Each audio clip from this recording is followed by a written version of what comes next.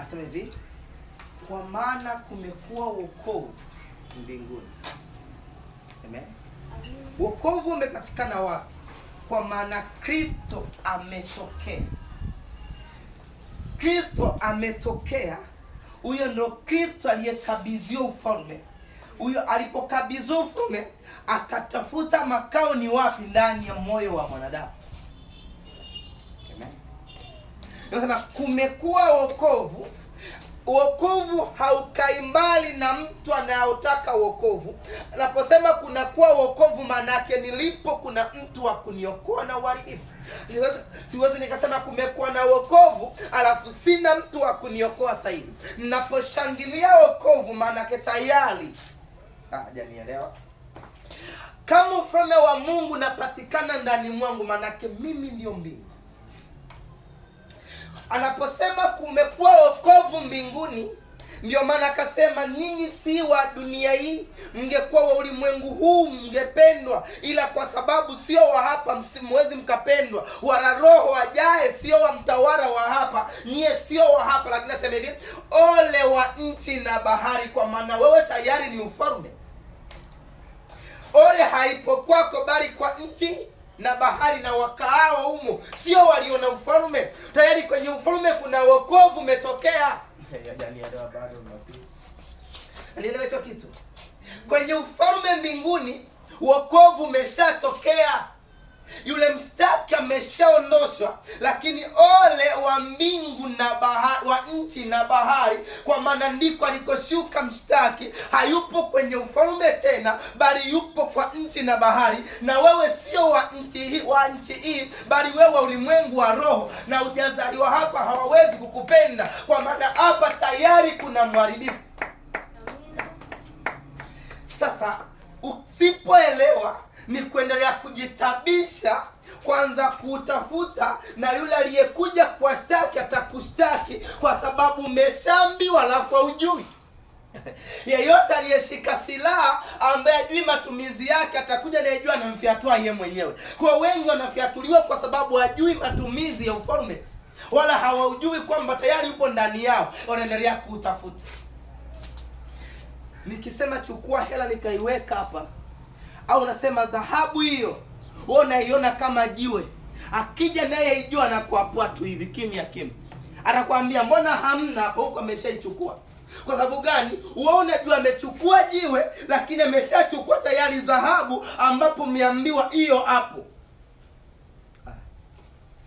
Janielewa? Nisomee hiyo 11:15. 11:15 neno la Bwana linasema, ndio, malaika wa saba akapiga baragumu, pakawa na sauti kuu katika mbingu ikisema, ufalme wa dunia umekwisha kuwa ufalme wa Bwana wetu na wa Kristo wake, naye atamiliki hata milele na milele. Na wale wazee 24 ni umekuwa ufalme wa nani? Wa Kristo Bwana, sio wa nani? Nisomee hiyo 5, hiyo 5:9.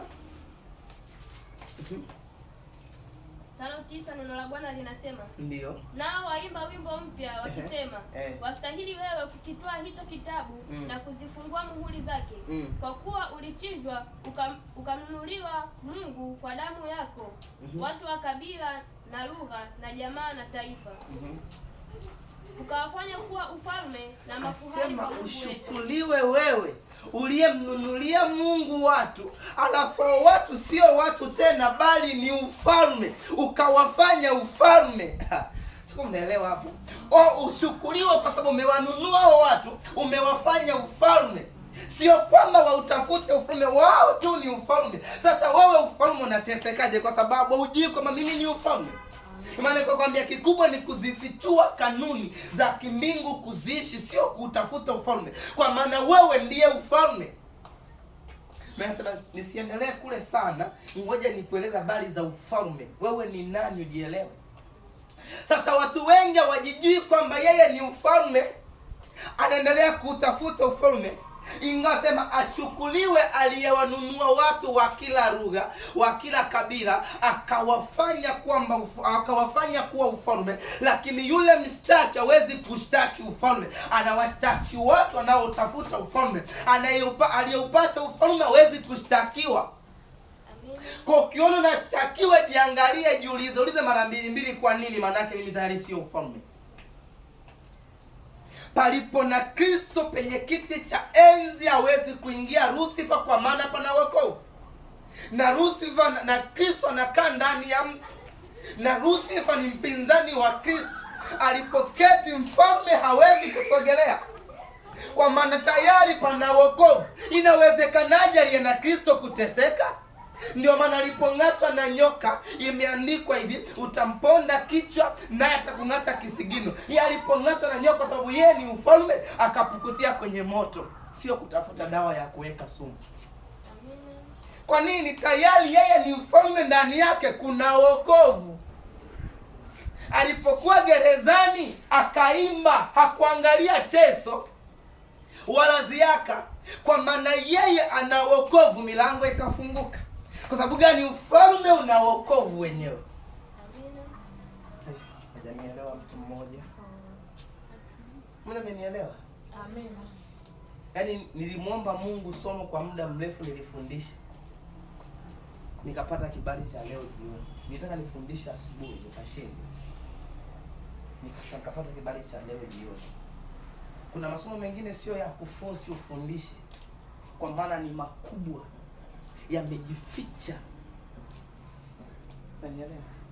Ili somo sio somo la kawaida. Ni somo la mtu aliyepevuka kiroho. Ni somo ambalo linafungua ulimwengu wa roho namna hii. Ni somo ambalo linakufungulia dunia, umuone shetani si kitu. Kama ukinielewa, utaona uchawi si kitu.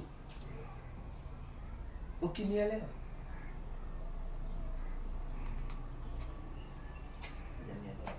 Nisomee hiyo 1:5 mpaka 6. Tupendaye na kutoa dhambi zetu katika damu yake. Kwa dhambi hatujifuti, bali dhambi tunafuta, sababu yeye haji, yaani akikupenda mpaka umejua hii neema, amekupenda. Kazi aliyekupenda hahesabu makosa, anafuta makosa, wala hesabii kwamba itabidi upitie teso kwa sababu umekosa. Yeye anakuambia hujakosea. Sababu gani? Amekupenda. Kuna mwimbaji wa dunia aliimbaga hivi, kichwa kama sini na kupenda. Unasikia ule wimbo wa mapiki vile cha nyumba, si masikio kama ungo na kupenda tu. Dudubaya alimbaga huo wimbo. Si kicha kama jaba na kupenda tu. Kwa sababu gani? Aliyekupenda kile kibaya ndicho nakiona kizuri. Ndio namna ya kufuta kosa. Akihesabii kwamba ni kibaya, anakihesabia kwamba hiki ndio kinamfanya awe mrembo. Unanielewa? Yaani uzuri wa mtu uliyempenda unapatikana kwenye madhaifu yake, haupatikani kwenye waliopambwa. Pale ambapo anashinda ndo uzuri wake unapatikana. Ukiona mtu anapata uzuri panapong'aa, hajapenda. Mwenye upendo wanasema, unamwona hayuko hivi na hivi, ndio maana nampenda. Vipi mwendo wake ulivyopinda, tena kutembea hivi, ndio mimi nampendea hicho. Sababu gani? Watu watakosa cha kusema. Unampendaje mwanamke mwenye mguu mmoja mfupi, ukamwambia ule mguu anavyotembea hivi namuona na mwendo wa tofauti kuliko wengine? Sio, mnanielewa? Ndicho alichokifanya Kristo kwa wanadamu. Hajahesabu makosa, ameyageuza kwamba ndo. Mnanielewa? Hiyo ndio tafsiri na kufanya wewe uwe mfalme.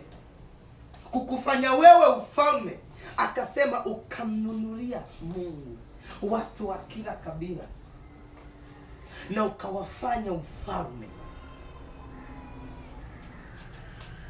Naomba leo niishie. Amen. Pata siku nyingine